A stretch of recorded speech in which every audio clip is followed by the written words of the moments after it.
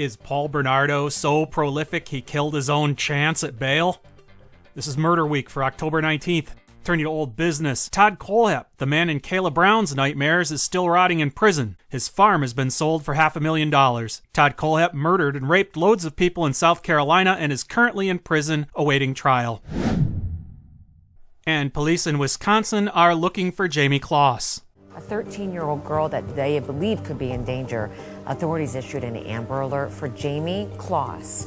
Well, that's after her parents were found dead in their home. Neighbors think that they heard gunshots. Dispatchers heard people yelling for help when somebody called from the home, calling 911 around 1 a.m. Monday.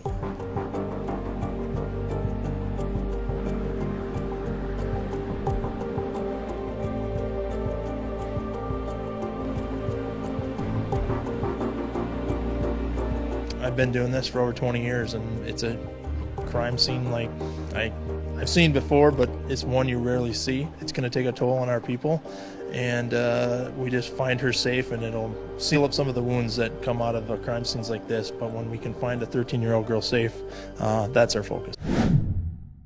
And there's been a mass shooting in Crimea. Hundreds of residents in the Crimean port city of Kerch, according to Reuters, commemorated on Friday the victims of a college mass shooting in which an armed teenager killed 20 people and injured dozens more. President Vladimir Putin on Thursday blamed the attack on globalization, saying a problem that began in the United States is spreading around the world through online communities on the internet. And a man who murdered his wife and daughter in Pennsylvania is now suspected of being a serial killer. Regis Brown, 59 of Pennsylvania, was arrested in March for the double murder, but authorities believe there could be more victims. He's either been arrested for, or confessed to, or is a strong suspect in 8 homicides right now in the northern part of the state from Lawrence County to Erie, according to ABC News, as reported in Metro, British tabloid. And from the Daily Mail, serial killer fever grips Saudi Arabia and it may be a terminal case. A body of a migrant worker was found along a road in the Kingdom of Saudi Arabia this week. This is the third in a string of foul play incidents recently. Each of the victims was found wrapped up in cloth and dumped in the middle of the road. They were found within days of each other. And a short article about a serial killer that has been nabbed in Italy. According to ANSA, English media from Bologna, October 10th, Modena prosecutors on Wednesday said they caught a serial killer who killed and burned one woman, raped another, and tried to kidnap another 3. Prosecutors said Rafael Esposito, 34, was a dangerous person, absolutely devoid of control and empathy with his victims. His conduct, they said, fit the profile of a fully fledged serial criminal able to arrive at murder. Esposito was arrested. And a Bristol, Tennessee man and his son had a gory blowout involving power tools. A Tennessee man attacked by his chainsaw-wielding father ran over the old man's leg with a lawnmower while defending himself, say the police. Officers were called to a home in Bristol, Tennessee, according to Newsweek, on June 28th, and found Douglas Ferguson, 76, with head and leg injuries, according to a press release from the sheriff's office. Police believe that Ferguson attempted to attack his son with a running chainsaw while he was mowing the lawn. Pakistan has executed a serial killer against public pressure to carry out the execution in public. Serial killer Mohammed Imran was executed by hanging for his role in the deaths of 8 children. Amin Ansari, the father of one of the victims, was allowed to witness the execution. He feels justice has been served.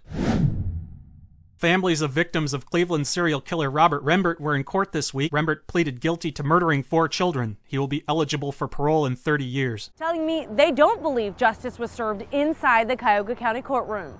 Shackled and cuffed, Robert Rembert Jr. walked into the courtroom today for his sentence hearing, answering to the murders of 4 people: Kimberly Hall, Renee Mae Payne, Morgan Nitzel, and Jerry Rembert, just one day after pleading guilty to their deaths. Robert Rembert pled guilty to aggravated murder. And one by one, the families of the victims came forward, telling the courts how the murders changed their lives. We just miss her. This was totally senseless. Then it was Rembert's turn. He stood up and apologized. There's nothing I could possibly say that could change what happened and what I did. All I can say is that I'm sorry. Then came Rembert's sentence. Life in prison with the eligibility for parole after 30 years. But this will be his second time. I am not insane, says perfectly normal serial killer Onyancha.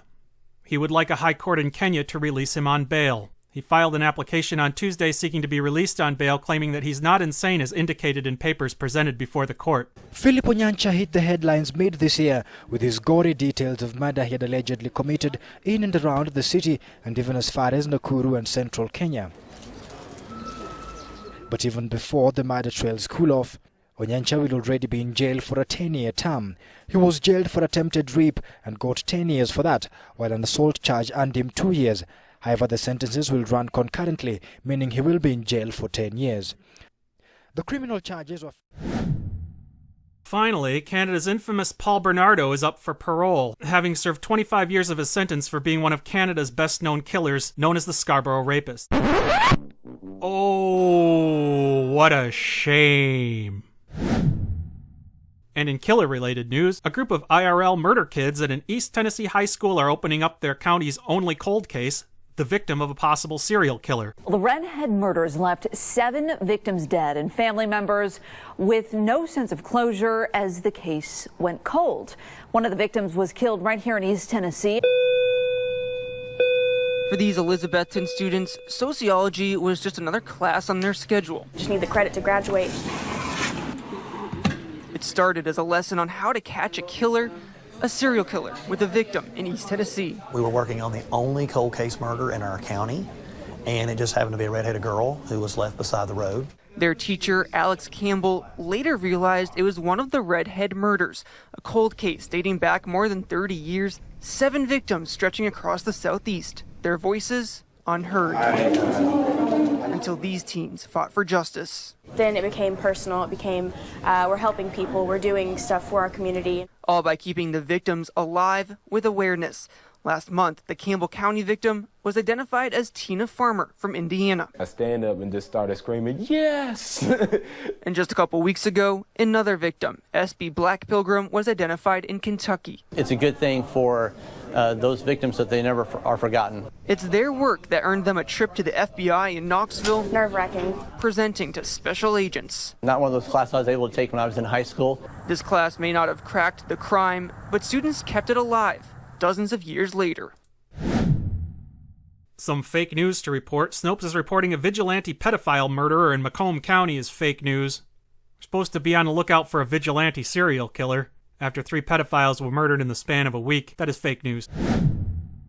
And finally, serial killer and mass murderer laws will be introduced into Parliament. Mass murderers and serial killers will not be eligible for release under new laws set to be introduced into state parliament on Thursday. In Western Australia, serial killer and mass murderer laws will be introduced into Parliament. Mass murderers and serial killers will not be considered for release under these new laws. Currently, they are considered for release every 3 years by the review board. And that's all for this week. Slow week this week. Tune in next Friday and every Friday for more murder news